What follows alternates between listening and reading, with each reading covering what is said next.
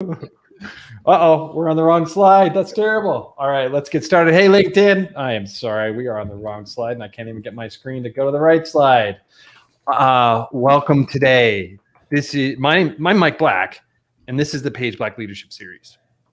We are here every Thursday, and what we do is we identify problems that business leaders in the middle market face, and we bring in a panel of experts to talk about solutions to those challenges. And one of the challenges I am seeing today, and I know it's all over the news, so you're probably aware of this, is the Great Resignation, that people are leaving their jobs in droves.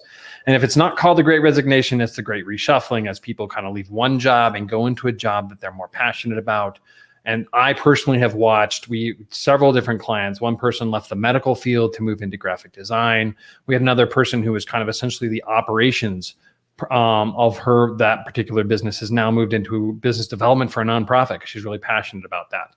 And so as a business leader, though, while that sounds really good, that people are moving towards their passion, they're happier, it also presents some challenges that you may not be able to hire quickly, because there's certainly challenges in that market that are not, you can see that in the news, where there are a lot of jobs out there that people aren't filling. There's a skill gap around, people not being able to do the jobs that are out there.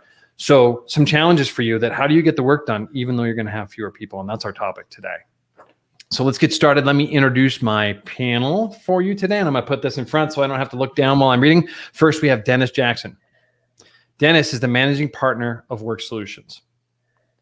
And they are based in Franklin, Tennessee, and they collaborate with small to mid-sized businesses that have a desire to drive efficiency. I said efficacy, that's terrible. Efficiency, improve communications, and reduce manual processes within their organization. And their tagline is workflow solutions that actually bridge operational gaps. And wouldn't that be nice when you have a workflow solution that's effective? Next, we have Gail Gauman-Pyle. She's a business analyst and process consultant with IO Consulting. And then she has been in the technology world since 2002 and has played various executive roles in local small businesses. Her most recent role has been helping organizations identify areas of their internal processes that can be improved by automation and optimization. She brings a unique viewpoint to the subject we are discussing today, and I think that's true, or she wouldn't be here. Next, we have Sean Orion. He's a first-time guest. I'm super excited because he's an old friend. He's the CEO of Muscovy Technology Group. And he's led teams to improve industrial and business processes over 25 years. He has broad and deep experience in manufacturing. He's designed and worked on and implemented tech solutions across a wide range of industries. And what I'll tell you as I pop into mine is that if you haven't had coffee with Sean and you have not asked him how he saved a company $80,000 in software development tools by purchasing a fan, you need to do that. And that's a good lead in for Sean and his story. My name is Mike Black. I'm the CEO and managing partner of Page Black. And janitor, and I'm the least important person on this call, but I'm excited to be here and interview my panel. Let's get started with our first question. And we're going to start with, this is such a big challenge for business leaders. Like, there are so many components. Do you go tech? Tech's not a small and easy solution. It doesn't go fast. We have a lot of experts here on that. So how do you start to think about this challenge? So I'm going to bring my panel in, and Sean, I'm going to hit you first. And you are muted if you don't see that, so I'm going to let you go. Sean, what are your thoughts about how to think about this? Yeah, that's great. Thanks, Mike. Hi, guys. First and foremost, start with a piece of paper. Tech is a tool that you apply, but using the right tool for the job. Most of the intro conversations I have with companies, they want something whiz bang and they just don't have the process in place. So really starting with your core team, starting with the piece of paper, what are our KPIs? What are we really trying to accomplish? And nailing that down, coming up with a short list of things that you want to be offering, what the internal process, what's really the value add in the marketplace? And then start looking at what you're doing and what you're offering, and is it matching that? And really streamline it, trim it down. So eliminating some stuff and getting to the heart of the thing of what is your position in the marketplace, what's your value in the marketplace, and then grade everything you're doing against that. And that's a group of people with a pad of paper. That's not finding the right tool online. That's not finding the shiny object. That's just brainstorming and really getting clear on what you're trying to accomplish. Yeah, so it's not Googling tools. that can solve your tech problem. And I think so one of the reasons I have you here is I know you have integrity, that when people come to you, you'll say, hey, you're not ready for me. But what's the downside if not everybody has this, if they go and engage a tech company that's really willing to have that conversation, what is the potential downside for them if not starting with that pad of paper? It's a big spend and you have the wrong target. Yeah. Right. They'll spend a lot of money on a tool and it'll just hang on the wall. Yep. Right. It's not easy.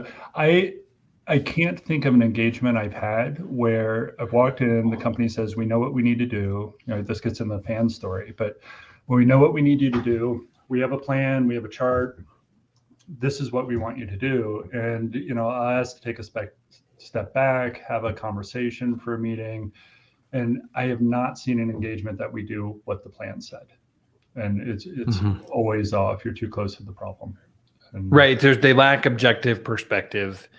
They kind of see it from this internal viewpoint. They're not necessarily pulling all the information they need to. Therefore, the diagnosis is off. And maybe it's partly right. Like there's some of the challenge, but the diagnosis is off. And therefore, they're going to spend $100,000 or more developing software that isn't the right solution. Exactly. Absolutely. Right. So if I summarize it, one is just start with a pad of paper or whiteboard, have those conversations. And two, bring in some external perspective, because I often spend time talking to people right now about blind spots, that everybody has blind spots. It's not because you're stupid. It's because I have blind spots. That's just how life works. You can't not have them. Mm-hmm. So Mike, the other thing right now going on too, culturally, you used to have them all in the office with you. Now, a lot of them are going to be remote. They're not coming back. So you've got to also step back and think about where are they going to work? How are you going to work with that? Do you have software in place to help you do that? Are you struggling as a company to get things done because you expect your employees to come on site 5 days a week? And more than likely, they probably are not coming back in the office like you were used to. And I think that's something else that you've got to think about as a business owner as you navigate through this whole reshuffle that's happening right now. Right. The people are leaving their jobs because they want to work remotely and they enjoy the idea that they can be on the beach somewhere in the world and work. Exactly. And I have to say I find that appealing. Exactly. We were remote before and we're never going to change that. There's nothing in this world that could convince me that I want to drive to downtown Denver or any downtown to go to an office. Right. For coffee with Sean or you guys. Yes, but that's it. All right. Yep. So, Dennis, what's your answer about how to think about it? I know you kind of led into it. Did you give your full answer there, or is it? Yeah, no. I mean, I think you have to look at the culture piece as well. Of just is your organization? How do you function? How did you function before COVID? How are you functioning now? What are you doing with it? And so, more than likely, you're keystroking the same data 4 and 5 different places, the same stuff. How can you connect that so that you find the key point of entry and push that around and just figure out how can you save steps with people. There's OCR technology out there now for the tactical sides of POs coming in, invoices coming in, so that you don't have to throw labor at, I hate to call it busy work, but it's work that has to get done, but it doesn't really add value and you don't have a body to do it. And so think through all those. And to Sean's point, pull in those right people to help you just look at that and solve those questions and dig into it. And there's lots of different solutions out there. Be careful. My background is actually purchasing before I got into this, and step back and don't just get wowed by the little shiny object that they dangle out there. Make sure it's a really right fit. Think about the relationship, because you want that business partner on the other side to be with you for a long time. And they need to think and become part of your organization almost to help you get there. So that just makes me I appreciate your purchasing background, and that the thought that sparked for me is really, as one of the ways you're going to evaluate this is what's the cost of whatever this solution looks like. And it could be anything from out of the box where you're just purchasing software or hiring Sean or Dennis, depending on the business case, whichever the one fits. But the truth is that that's only on part of the cost. The cost of actually adopting it and adjusting your workflow and training your people is going to equal it maybe even exceed the cost of whatever it is you're developing. You bet. And I mean, my clients that we've worked with, they start out, to Sean's point, with kind of an idea. They don't quite see the big picture yet, but once they get in there and they start using the tools, the light bulb goes on and they're able to do all kinds of things they didn't even realize that they were doing before, and how to be more productive. And I always say, no offense if everybody loves Excel, but people live in Excel spreadsheet hell. And because we've all been indicted with it, but there's so many different ways to be more productive and get out of Excel and use tools that really help you with that workflow piece. Now, the challenge is getting there. So to Sean's point, a lot of times you don't have all of it written down. And especially if someone leaves on you, that's the challenge, that you've lost a lot of that business integrity and how things worked. Try to get as much things documented. What are the key points along your path today, so that if someone does leave, you know what's going on. And that's the challenge we're seeing with a lot of clients, that some key person leaves and nothing was written down. And so they know that an order happens and a shipment happens, but there's a lot of stuff in the middle that has to transpire, and they don't know all the steps. And so trying to help them figure that out just takes time. But then once you get it, you're able to document it and help them find solutions that make life a lot easier. So both you and Sean have said this idea of people don't see the big picture. I think of that as blind spots. When you're engaging them and having a conversation, what are some of the questions? And Sean and Gail, you chime in after. What are some of the questions you're asking them to help them see the big picture? Give me one or two that you would think about. I just have them show me, what forms do they use? What spreadsheets are they using? Folders, reports, all of that, just so I can begin to see where they're at, and then help them. To Sean's earlier point, many of them don't have KPIs, or the KPIs they have are more lagging indicators. And I'm going to try to help them think about, how do you find leading indicators and measure those key things so you can be ahead of it, not behind it. I'd say 90% of our clients, probably their comment is, I get my information from QuickBooks. Well, to me, that's a lagging indicator. That's like trying to lose weight. Stepping on the scale tells me, did I exercise or eat properly? I want to try to get you to figure out, did you exercise 4 days this week? Did you eat X number of carbs this week? So that when you step on the scale, if you're profitable or not. Right. So, thank you for defining the leading and lagging indicators, because I think that is huge. And the weight loss one is a great one, because you think of those leading ones are, what did I consume? Did I exercise? And that's what you want to measure. The lagging is stepping on that scale, which is most of the time those accounting tools that everybody kind of runs to that you need, but it's usually 30, 60 days after the fact. Very good. Sean and Gail, before we shift to Gail's answer on that first question, did you have questions that you asked people to help them see the big picture? Yeah, this is like perfect, because I get to talk about Pareto charts with Gail. This is so good. I'm so excited. It's so good. Everything Dennis said, I agree with. One point before I get into Pareto charts, there are key seats, and instead of trying to build out a team, find the right guy for the seat, put him in it, and then you can always backfill with all of these tools and the software, the tech, the offshore stuff. But there are key positions, and find the right people, pay them well, and then let them decide the tools that they want and arm them with that. And it's any team, right? You need the B's and the C players and people to do the data entry stuff. And don't focus on that. You can offshore that stuff pretty effectively, and people will have their own, kind of best of breed that they like, and that's great. So it's, for me, it's always focusing on a smaller set of the whole team, and then letting those guys, and how do we support them with offshore stuff. Pareto charts. All right, so Pareto is the guy who came up with the 80-20 rule, and that's probably where he's most famous. We just don't know it, right? So we've all heard the 80-20 rule. It's a way of taking disparate objectives and kind of grading them into the same system and prioritizing them. So there's a Pareto chart. You have 3 KPIs, 3 primary objectives, and you rate them. Any of the line items of the tasks that you need to do, you give them a score of 1, 3, 5, or 9 in each of those categories. So, our primary objective number 1, well, this is really critical, so we'll give it a 9. This one, it's not really helping that well, so we'll give it a 1. And then your first objective, you have a multiplier of 30. I'll share with everybody but Dennis, because it's a spreadsheet. But I have one of these shortcut templates that Dennis, I'll share with you. But I get your point about spreadsheets. So your first column, you have a multiplier of 30. Your second column, 20, and third, 10. And then, so if an objective is scoring like 5 on the first one, so 5 times 30, that's 150 points. And you kind of run everything through it and it gives it an aggregate score. And you can prioritize that. And it really helps define what you should be working on, which has the biggest bang for the buck. Most of the time, most of the projects we're involved with, there's really disparate objectives or initiatives that have to be addressed. And how do you pick what's the right thing to do first?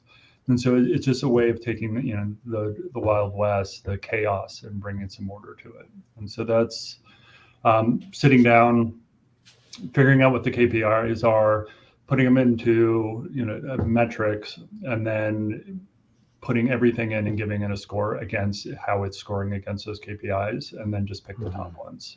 That's absolutely how we do it. That's very cool. All right, Gail, I'm sorry you have to follow that. Yeah, no, that's fine. It's actually, I wanted to kind of piggyback on something that Sean said that was really interesting. So, but to back up like a half a step, first of all, I think that, the whole premise of today's, LinkedIn Live and doing more with fewer people can feel scary. And I think that it's really important as maybe even a pre-step to like jumping in with both feet is like just to reframe that and look at this as a real opportunity for you to take a hard look at your business and say, what are we doing?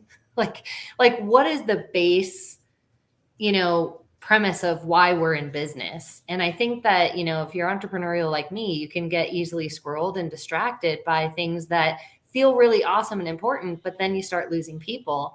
And all of a sudden you can't do it all, right? So I think it's important to just take a half step back and say, okay, and that goes, in line with what Sean and Dennis were both saying about KPIs and, what are our strategic goals and being able to prioritize the things that are the most important to you before you step into the adventure of how do we get this done, right? And, I see kind of two sides to that story. There's the people side of that story, and then there's also the technology side of that story. And those two things can be very synergistic. And there are ways to do it, where you bring in technology or, automation, workflow, whatever you want to call it. But I think first you need to look to empower your people, the good people that you already have, put them in a role that fits what they can do, make sure that they're happy doing it, and maybe get some feedback from them before you jump in the big pool and say, hey, we're going to automate everything. Maybe they have great ideas. I bet I'm 100% sure people have ideas of how things can be done better. And you got to mind that, because these people know what they're doing, and they know what they shouldn't be doing or what they're doing redundantly. And Gail, I think you also have to help those people, because some of them are, prior to this period in our culture, some of them were scared for their jobs. And so sometimes they wouldn't open up. You got to help them understand, hey, we want you to get rid of the busy work, and we want to really focus you on more analytical or more productive work. And we've got story after story of companies that people left, but they didn't have to replace them. And they were able then to move people up and give them much more responsibility and allow them to grow. And so there's a lot of positives that can happen in this shift as things are happening, but you got to be prepared for it, and you got to help your employees through the kind of the maze as well. I agree. And I think engaging them and asking them to be part of the solution, asking them what they think, asking them what they see, then you get that buy-in. You hired them for a reason, and so chances are really good they probably have some great ideas. And I think mining that initially after you finish the reframe of this is a great opportunity we have, let's get everyone on board and see how we can, optimize. Exactly. No, I agree with you. The format that we use to do that is periodic hackathons. So either, somewhere between monthly and quarterly, where you take a resource from each of the business units, put them together, and then give them a problem. And, a lot of this is centered around internal efficiency, but give them a process and say, and come up with something, right? And what can you come up in the time frame of the hackathon? So it's, half a day, let's say, and to have it. And we've reaped so many, the harvest on doing that is unbelievable. And it is, the people are unwilling to say something, but if they're in the room with the peers, they start talking between departments. Well, we're doing this, because you need it. And then they're saying, well, we don't actually use that and we don't really care about it. And they're like, what? And what do you care about? And really figuring it out. So putting them in the same room, giving them an objective and say, just see what you can do for half a day and come up with it. We've gotten a lot of benefit out of that. So I'll summarize before we move to the next question, or at least what I'm walking away with is this idea is the worst thing you could do is go look at what's taking a lot of time and then automate that, because it may be that is useless work in the first place. So not only are you now, like, you could have eliminated it entirely and started saving money and you just spent $100,000 automate, or whatever number of dollars, depending, it could be easier to automate, but it's all a waste of time because you didn't take a look at the big picture. All right, let's move into the next question. So always, folks, I like to ask the second question is that this is an like almost every topic we're thinking about, especially for business leaders in the middle market, is overwhelming. And so let's talk about, like, what's one actionable, easy thing to do to get started, because if you just start with what's overwhelming, you end up just not getting anything done. So let's move to that. And Gail, I am going to start with you. What's your one walk away step for people? Yeah, I mean, I don't know that you'd call it a baby step, but I do think, we seem to all kind of be on this same theme of know what problem you're solving before you solve it, right? And I think that's really critical to just take some time to really identify, what is it that we are looking to do? What is our core business, or what is that strategic goal, or that KPI that really tells us if we're on the right path? And I think that's a step that can happen before you get out the big piece of paper and start documenting process and start documenting these other things. So that would be my recommendation, would be to just give some real thought to, what is it we're trying to do? Like, who do we want to be? Mm-hmm. And then try to figure, okay, now how do we go about that? And I think that there's some really good growth potential there to just really sit with that, because some people may have lost sight of that. I think it's a good opportunity to just reevaluate. Right. Have a filter of, like, what's important from a business perspective that our company does, and then filter all these decisions on that. Right. All right. Very cool. Dennis, go ahead. I was going to put, you were up next anyway, so go for it. Yeah. I mean, the other thing is we see a lot of times they want to eat the whole elephant, and we encourage them to break it down into smaller parts. And I'd say try to find one that's fairly simplistic, that you get some wins internally with your organization, especially if your organization has not gone through those types of processes before. One, it allows you to keep your exposure and expenditure fairly low, but then you get a win, and then you can use that information as positive propaganda throughout the organization of what you can do with it. And then just break it down into bite-sized pieces and navigate through it. And you're going to get to where you need to go by having all the things that Sean and Gail talked about. And so start small and then just grow with it. I'd say the second piece is, senior piece, you need to have a champion that understands the vision, and then try to find one or two strong people that are going to be closer to the front lines that really take ownership of the process. We see that if you have those two key components in place, the outcome is much more greater than if you just have a senior leader saying we're doing this and nobody buys into it, which is kind of what we talked about earlier as well. All right, Dennis, how do you identify those champions? A lot of times they kind of come out of I kind of like Sean's challenge where they were together. Usually someone kind of rises to the top that says, I see this, or I want to try to do something better. They're not trying to grow in the organization. They just want to make things better for themselves or for their team. And those are the ones that I think have the strongest outcomes.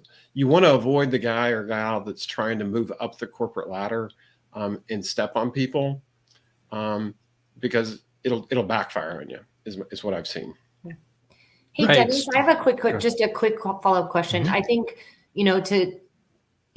to just take what you were saying one step further, a lot of times you may kind of have some ideas about who these champions could be. And they typically are the people who are pointing out, like, hey, if we did this right. Like this time, and it might just be like a tiny thing, right? It might be like, hey, we're doing this redundant thing over here in this department. If we took this step out, we'd save time. And they're just doing it because they like to be efficient. But they can oftentimes be those people that you can go to and say, hey, we have an opportunity here to really kind of take this, organization wide. Do you want to be on that team? And Exactly. Maybe like, yes, I do. Exactly. Right. So if you're a business leader and you look at those people as kind of people that are always causing problems by asking these difficult questions, you're missing out. They're actually potentially an opportunity to have them take over something and really make your company more efficient. You bet. That's super cool. All right, Sean, what are your thoughts on baby steps walking away? Hackathons, Pareto charts. The audience is the leadership. So I'm a huge reader. 2 books I could recommend, and I do Audible. Highly recommend Audible. Driving in the car, getting somewhere and listening to something. Kind of the underlying thought process. Well, ultimately the answer is, we need to think differently than the way that we think that got us here isn't going to be the way to get us out of here, kind of mentality. So E-Myth Revisited is the best of breed, in my opinion, for how to think about process and streamline and be efficiency and really offer something. And then kind of the dark medicine or the hard look at yourself for leadership. To me, more and more, I'm recommending Existential Kink. Is just fantastic. It's more of a psychology book, but it's where are we really shooting ourselves in the foot? And business is often a representation of our kind of our inner world, or we set off with a mission, and where are we getting in our own way? I really don't see anything better than that. And then one other kind of tactical thing that I'd recommend is, if the business units are having their weekly strategy meetings, make sure there's a tech person in the room and they can head off like bad ideas before they really grow legs. And it's really a litmus test of if this is feasible or not. And you have someone, and their whole role is just to sniff out bad ideas, and they can contribute to good ideas. But if you put people in the room, everybody heads towards tech as a solution for something. And what's the problem? Tech. What's the problem? Tech. And put somebody in the room so that you can really pare down those lists before they get out of control, or they put a lot of resources in them. Particularly in mid-cap, we see that as hugely helpful. And Mike, I'll switch to the other side. A lot of times you'll have organizations that put tons of tech people in the room to solve the problem.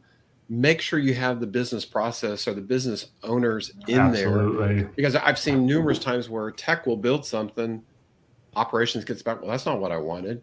And it's because it was like they were working in 2 different companies. And so, have that dialogue, have that understanding, user stories, which people hate doing.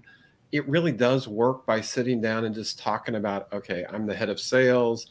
I need to do this, and here's the reason why. And just come up with 5 or 10 of those things for each of the different individuals. It helps the tech guy make sure that he or she's building the solution to what the end user really wanted inside. One of our clients is Vanderbilt University here in Nashville. And ours is more of a low code solution. They use ours to test and build things many times ahead of time. And then they'll turn around and then move it to their internal organization. They found that, on our side, it takes 6 weeks to build something. If they'd gone straight to the tech team, it might have taken a year. And so they can, and then what they thought they wanted and what they ended up with were radically different. But then when they get it to tech, it's a lot cheaper for them to build because they know exactly what they need the big hard servers to build and do for them. So, think in today's world, you can do a lot of things small and then move it to the bigger side later too. That's great advice. Go ahead. So maybe merging Dennis and I, so having a think tank of either ops or tech solo isn't going to solve the problem. And exactly. Being a tech guy, in my opinion, make it heavy ops and less tech people, at least for the design stuff, and then heavy ops, and then. Yeah, and I come from the ops side, and the mentality was, tech will solve it. Definitely, you've got to be involved. Otherwise, they're not going to build what you want, because they're doing what they heard you say, not what you really intended to happen. So right, you need to start with the core business problem, not with like what you think needs to happen to solve that problem, because there's probably lots of workarounds or ways to do it more efficiently that you're not going to know because you're not a tech person. Correct. So, here's my conclusion. In a previous one of these, we had a discussion with some legal. And basically, the end conclusion was as legal as where business deals go to die. And based on Sean's discussion, I'm now hearing that tech is the place where bad ideas go to die. Yep. So Yes. that's my new conclusion. All right, folks. Quick announcements. 12:30. We're going to hang it up here. I am actually taking the next 2 weeks off, so we will be back the first week in November. I will be off on vacation, so I wish you a happy, good 2 weeks, and we'll see you then. Thanks all. Good one. Bye, guys.